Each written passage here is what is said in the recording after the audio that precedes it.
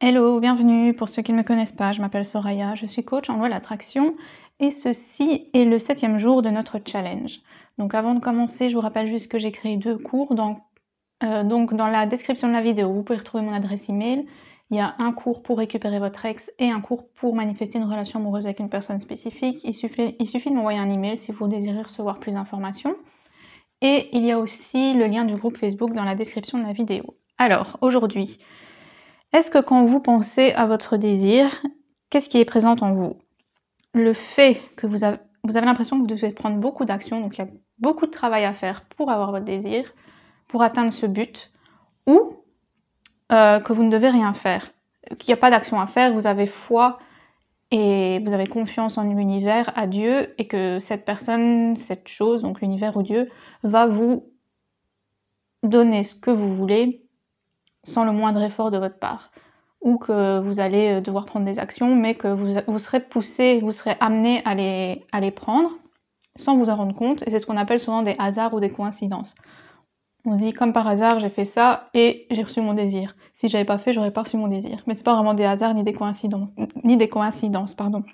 Donc, action, c'est plus dans le sens où, par exemple, si vous voulez perdre du poids, vous avez l'impression que vous devez faire du sport, faire des régimes, faire des machins, et qu'il y a beaucoup de travail derrière ça, alors que si peut-être vous ne devez rien faire en fait. Peut-être que seulement en imaginant le corps que vous voulez avoir, le poids idéal que vous voulez avoir, votre corps va se transformer tout seul en fait. Et c'est vraiment ça, parce que c'est pas des peut-être, je dis peut-être, mais là c'est ce que vous avez dans la tête quand vous pensez à votre désir. Mais la vérité, c'est quoi? C'est qu'il n'y a pas d'action à faire, il n'y a pas d'action à prendre, pardon. Les actions, vous êtes amené à les prendre sans vous en rendre compte, pardon. Et souvent, vous vous en rendez compte quand vous regardez en arrière. Donc quand vous regardez en arrière dans le passé, vous vous dites « Ah ouais, en fait, j'ai été amené à faire ça, à faire ça, à faire ça. C'est des actions que j'ai prises inconsciemment. »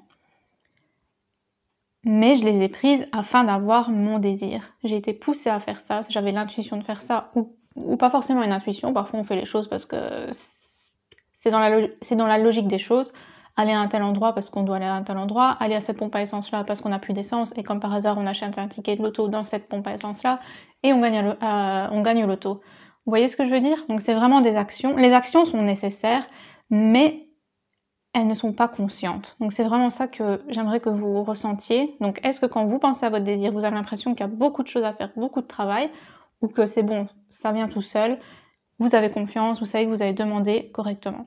Donc c'est vraiment le sentiment que je veux que vous ressentiez aujourd'hui toute la journée quand vous pensez à votre désir. C'est que ça va venir tout seul et que dans la vie tous les jours, sans vous en rendre compte, vous êtes en train de prendre des actions finalement. Ok?